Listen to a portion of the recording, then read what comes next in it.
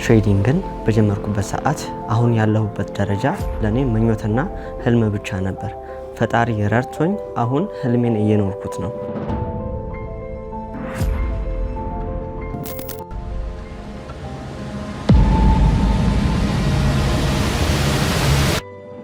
ትሬዲንግን ስጀምር ቀላልና በቀላሉ ገንዘብ የማገኝበት ቦታ ነበር የመሰለኝ።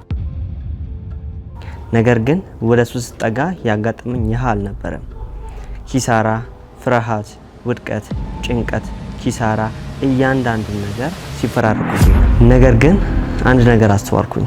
ትሬዲንግ እኔ እንዳሰብኩት ቀላል ሳይሆን በጣም ሃርድ ቢዝነስ እንደሆነ ተረዳሁ። ከዛም አንድ ውሳኔ ወሰንኩኝ። ማርኬቱን እኔ እንደምፈልገው ማድረግ ሳይሆን እሱ እኔ እንደሚፈልገኝ አይነት ሰው መሆንና ለማርኬቱ በቁ መሆን መቻል እንዳለብኝ ተረዳሁኝ። ከዛም ለማርኬቱ ብቁ ለመሆን ቻሌንጅ ጀመርኩኝ። ፎሬክስ ምን እንደሆነ፣ ፎሬክስ ምን እንደሚፈልግ፣ ፎሬክስ ምን እንደሚያስፈልገው እያንዳንዱ ነገር ማጥናት ጀመርኩኝ። ሪሰርች ማድረግ ጀመርኩኝ። እያንዳንዱ ነገር በሪሰርች መማር ጀመርኩኝ ማለት ነው። በዌብሳይቶች ላይ እየገባሁኝ እንዲሁም ዩቲዩብ ቻናል ላይ በነፃ የተለቀቁ ቪዲዮዎችን እያየሁኝ ራሴን ማስተማር ጀመርኩ። ቤዚክ የሚባሉ እንደዚህ የትሬዲንግ እውቀቶችን እንዲኖረኝና ያንን አንደርስታንድ ለማድረግ 7 ወር ነበር የፈጀብኝ። ያን ያህል ወር የፈጀብኝ ከጎኔ ሜንቶር የሚያደርገኝና የሚረዳኝ ሰፖርት የሚያደርገኝ ሰው ስላልነበር በራሴ ሪሰርቾችን በማድረግ ስለነበር ከኔ የተሻለ ሰው ስላልነበር በሰዓቱ ያን ያህል ጊዜ ፈጅቶብኛል ማለት ነው። የምኖርበት አካባቢ ጫጫታና ረብሻ ስለነበር ቀን እየተኛው ማታ እስከ 3 ሰዓት እስከ 8 ሰዓት ድረስ ብቻ ይህን የፎሬክስ ትሬዲንግን ማጥናት ጀመርኩኝ ማለት ነው። ፈጣሪ የልፋቴንና የጥረቴን አይቶ ዝም አላለኝም። ስትራቴጂን ማስተር አደረኩኝ፣ ዊን ሬቴን ከፍ አረኩኝ ማለት ነው። የኔን ጸሎት የሰማ አምላክ የእናንተን ይስማችሁ። ጨዋታው የሚጀምረው እዚህ ጋር ነበር። መስከረም 1 2016። አሁን የምነግራችሁ ከ2 ዓመት ከ7 ወር በፊት ነበር። በሪል አካውንት ትሬድ ማድረግ አስቤ ከእናቴ ገንዘብ እንደሚያስፈልገኝ እና እጥፍ አድርጌ እንደምሰጣት ጠየኳት። እሷም በትሬዲንግ ሳፖርት ከሚያደርጉ ሰዎች መሀል አንደኛዋ እሷና ጓደኛዬ ናቸው። ወዲያውኑ እኔ ጠየኳትን $50 ዲፖዚት ለማድረግ ነበር። 6000 ብር በሰዓቱ ከየትም ብላ እንዴትም ብላ አመጣችልኝ ማለት ነው። መች መስከረም 1 ላይ ማለት ነው። ወዲያውኑ መስከረም 1 ላይ ዲፖዚት አደረኩኝ። ትሬድ ማድረግ ጀመርኩኝ ማለት ነው። ቃል ስገባላት ይህንን 6000 ብር 10000 ብር አድርጌ እሰጣሻለሁ ነበር ያልኩት፣ ቃል የገባውላት በ3 ወር ውስጥ። ከዛም እዚህ ጋር ትልቅ ስህተት ሰራው። በራሴ ትሬድ ማድረግ ስችል ቪአይፒ የሰውን ጆይን አድርጌ እዛ ላይ ሉዝ ማድረግ ጀመርኩኝ። እዚህ ጋር ስክሪንሻት አስቀምጥላችኋለሁ። ያቺን $50 ወደ $39 ወረደብኝ። እኔ ማርኬቱን በራሴ ማስተር ባረኩት ስትራቴጂ ሴል ፖዚሽን ሳገኝ እዛ ጋር ቪአይፒ ላይ ጆይን ያደረኩት የዛ ባለቤት ባይበሉ ይል ነበር። እሱ በሰዓቱ አሪፍ ስም ስለነበረውና አሪፍ ኮንዲሽን ላይ ስለነበር የሱ ልክ ነው በሚለው የራሴን ሴታፕ ትቼ የሱን ነበር ስከተል የነበረው። እንደዛ ስህተት እየሰራው ቃል የገቡላት ገንዘብ እያሰብኩኝ ከ$50 $39 ሉዝ አረኩኝ። አገኛለሁ ብዬ አስቤ ማለት ነው። ከዛ እዚህ ጋር ወደ ራሴ ተመለስኩኝና በደንብ አድርጌ አሰብኩኝ። ያን ሪል አካውንቴን $39 እንዳለ አስቀመጥኩት። ከዛም ስትራቴጂን ማስተር ያደረኩት የስማርት መኒ ኮንሰፕት ስትራቴጂን ቀጥታ በዛ ቻሌንጅ ጀመርኩኝ። ዴሞ አካውንት $50 ዲፖዚት እያደረኩኝ ፍሊፕ ለማድረግ ወደ $100 ቻሌንጅ አደረኩኝ። ቃል ለገባውላት ለእናቴ 10000 ብር ለመስጠት 1 ወር ቀራኝ። በዚህ 1 ወር ውስጥ ፈጣሪ ረድቶኝ የተለያዩ ስሞል አካውንቶችን ፍሊፕ ማድረግ ቻልኩኝ። $39ም ወደ $100 በሳምንት ውስጥ ፍሊፕ ማድረግ ጀመርኩኝ። ከዛም ከ$10ም መነሳት ጀመርኩኝ፣ ፍሊፕ ማድረግ ጀመርኩኝ በዴሞ አካውንት ማለት ነው።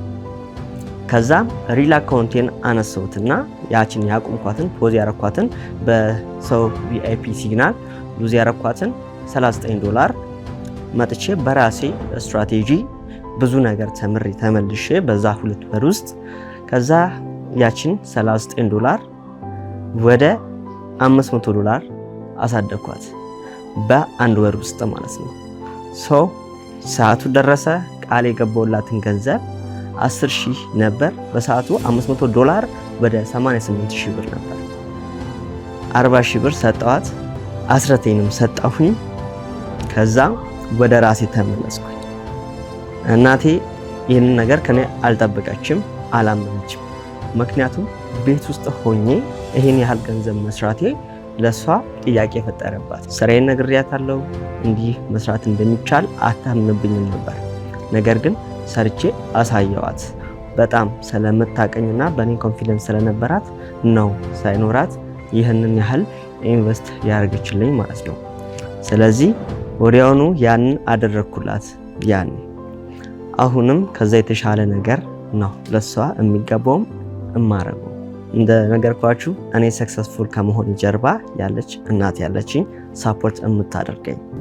ዕለት በዕለት ሁሉም ነገር እየተቀየረ በትሬዲንግ 1 አመት ቆየሁኝ። ከዛም በኋላ ከ1 አመት በኋላ ደግሞ ኮርስ ለእናንተ ማዘጋጀት ጀመርኩኝ። ከዚህ በፊት የምትከታተሉ ልጆች ታውቃላችሁ። አሁንም በነፃ ኮርስ ማስተምራችሁ ልጆችም ታውቃላችሁ። እኔ በዛ ሰዓት ያጋጠመኝ ነገር እናንተን እንዳያጋጥማችሁ ነው ፍሪ ኮርስ የምሰጣችሁ። ሌላው ደግሞ ቻሌንጅ ያው ሁላችሁም ታውቃላችሁ። ከስሞል አካውንት ወደ ትልቅ አካውንት ፍሊፕ የምታደርጉበትን መንገድና እያንዳንዱን ነገር ሌላ ኮርስ ፉል ኮርስ ሰራላችኋለሁ። ስለዚህ አሁን ልነግራችሁ ያሰብኩኝና ዋናው ሀሳቤ ከዛ $39 ከመላፋት አሁን $20,000 እና ከዛ በላይ አካውንቴን ማንቀሳቀስ ችያለሁ ማለት ነው። ከ5,000 ብር ተነስተን አሁን ላይ ሚሊዮነር ሆነናል ማለት ነው በፈጣሪ እገዛ። ስለዚህ ምንላችሁ ነው የማይሳካ ነገር የለም። ተስፋ እንዳቆርጡ አንድ ነገር ላይ ብቻ መቆየት ሳይሆን መንገድ እየቀየራችሁ አንድ ነገር ትሉታላችሁ። ለምሳሌ ስትራቴጂያችሁን ፕራይስ አክሽን የምትጠቀሙ ከሆነ ፕራይስ አክሽን ሞክራችሁ 2 ወር ያህል የማይሰራላችሁ ከሆነ ሌላ ስትራቴጂ ትጠቀማላችሁ።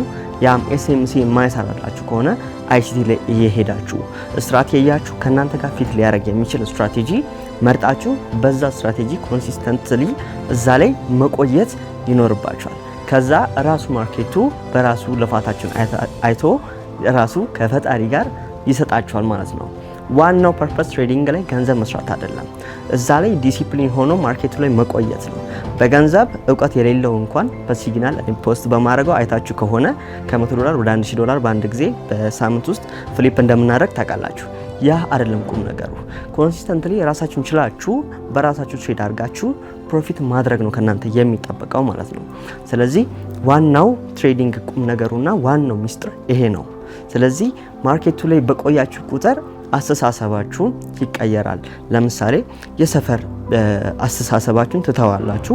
ራሱ እዚህ ጋር የሚያስተምራችሁ ራሱን ትሬዲንግ ራሱን የቻለ ዓለም ስለሆነ አንድ ዓለም ስለሆነ ብዙ ነገራችሁን እንድታስተካክሉ ያደርጋል። ከሰው ጋር ያላችሁን ሶሻል ላይፍ እንድታስተካክሉ በየትኛውም በኩል ሆናችሁ ያለውን ነገር በፋይናንሻልም ደረጃ ሁሉም ነገር ቦታ እንዲይዝ ያደርጋል ማለት ነው። ስለዚህ ይሄ ልነግራችሁ ነው። የጊዜ ጉዳይ እንጂ የማይሳካለት ትሬደር የለም። ተስፋ ሳትቆርጡ ትሬዲንግ ላይ ከቆያችሁ እመኑኝ እኔን አይታችሁ መለወጥ ትችላላችሁ ማለት ነው። ስለዚህ ይሄን ልነግር ነው። ያው ቴሌግራም ቻናል ላይ ጆይን አድርጋችሁ የምታውቁ ሰዎች ታውቃላችሁ። ከ$10 ወደ $100 በሳምንት ፍሊፕ እያደረግን ከራውንድ 1 ተነስተን አሁን 17 ነው ፍሊፕ አድርገን 18 ላይ ደርሰናል። ይህንን ከስክሪንሻት ጋር ከነቮይስ ፊድባካቸው የቪአይፒ ሜምበሮችን መከታተል ትችላላችሁ። እዛ ላይ ቴሌግራም ቻናሌ ላይ አስቀምጫለሁ ሁሉንም ፋይል ማለት ነው። ከ100ም ወደ $100,000 ከ$100ም ወደ $1,000 ደግሞ በየሳምንቱ ፍሊፕ እያደረግን አሁን ራውንድ 5 ላይ ደርሰናል። ይህንንም ሁላችሁም ታውቃላችሁ ማለት ነው። የቴሌግራም ቻናል ላይ ጆይን አድርጋችሁ እዛ ላይ ያለውን ሁሉን ነገር መከታተል ትችላላችሁ ማለት ነው። እዚህ አሁንም ቢሆን እኔ እማቀውን እኔ የምችለውን ሁሉ ለእናንተ ላደርግላችሁ ዝግጁ ነኝ። ምክንያቱም እኔ ስትራግል ያደረኩትንና እኔ ያጋጠመኝ ነገር እናንተን እንዳያጋጥማችሁ ማለት ነው። ቻሌንጅ ጆይን ስታደርጉላችሁም ታውቃላችሁ። ለምሳሌ ከ$100 ወደ $1,000 ቻሌንጅ ስናደርግ ሁላችሁም እንደምታውቁት የምናደርገው ነገር ለ5 ልጆች ነው ይሄ ቻሌንጅ የሚዘጋጀው። ከዛ 5ቱም ሰዎች ጆይን ካደረጉ በኋላ 5ቱም ሬጂስተር ያደረጉበትን ወደ ዶላር ኤክስቼንጅ አድርጌ ከ5 ውስጥ ለአንዱ በጊቫዌ መልክ እሰጠዋለሁ ማለት ነው። ምን አደረገን? ትሬድ እንዲያረግበትና ፍሊፕ እንዲያረግ ሌላ ኦፖርቹኒቲ ሰጠ ነው ማለት ነው። ሶ ቴሌግራም ላይ ካያችሁ የጊቫዌ አሸናፊ 2 አካውንት ከፍቶ አካውንቱን ወደ $2000 ነው ፍሊፕ ያደረገው ማለት ነው። ስክሪንሻቱን ከነ ዩዘሩ ያስቀምጥኩላችሁ ማለት ገብታችሁ እንድጠይቁት ማለት ነው። ስለዚህ እንደዚህ አይነት እድሎችም አሉ ቴሌግራም ቻናል ላይ ሶ ፎር ፍሪ ማለት ይቻላል ማለት ነው። እኔ ከናንተ ማገኘው ቤኔፊት የለም፣ ግን ለናንተ የምችለውን ያህል ላረግላችሁ በጣም ዝግጁ ነኝ ማለት ነው። በእንደዚህ አይነት ኮንተንት እመጣላችሁ ማለት ነው። ያው ከምጠፋ እዚህ ላይ የመጣው ራሴን ያጋጠሙኝ ነገሮች እያንዳንዱ ነገር ኤክስፒሪየንስ ሼር ባረግላችሁ ለናንተ ተጠቀሙበታላችሁ ብዬ ስላሰብኩኝና ሶ አሪፍ ጊዜ እንደነበረን አልጠራጠርም ማለት ነው። ማንኛውም ነገር ከኔ ሳፖርት ማግኘት የምትፈልጉትን ነገር በኢንስታግራም በኩል እየገባችሁ ፎሎ እያደረጋችሁ እዛ ላይ ጠይቁኝ እመልስላችኋለሁ ማለት ነው። ከእንግዲህ በኋላ ደግሞ በቭሎግ ነው የምመጣው። ቭሎግ እሰራላችኋለሁ፣ ፖስት አረግላችኋለሁ። ይህንን $20,000 ወደ $100,000 ነው ቻሌንጅ የምናደርገው። ስለዚህ ከ20,000 ላይ ደርሰናል ማለት ነው። ከ20,000 በኋላም ያለውን እያንዳንዱን በቭሎግ መልክ እየቀረስኩኝ ለእናንተ በየጊዜው ላደርስላችሁ ዝግጁ ነኝ ማለት ነው። ስለዚህ ያው እስከ ቪዲዮ መጨረሻ ስለተከታተላችሁ አመሰግናለሁ። የቴሌግራም ቻናሌን እየገባችሁ ጆይን አድርጉ፣ ሰብስክራይብ አድርጉ። ለዚህ ቻናል አዲስ ከሆናችሁ፣ አዲስ ካልሆናችሁ ደግሞ ሁላችሁም ይህንን ቪዲዮ ላይክ እና ኮሜንት አድርጉ። ይመቻችሁ።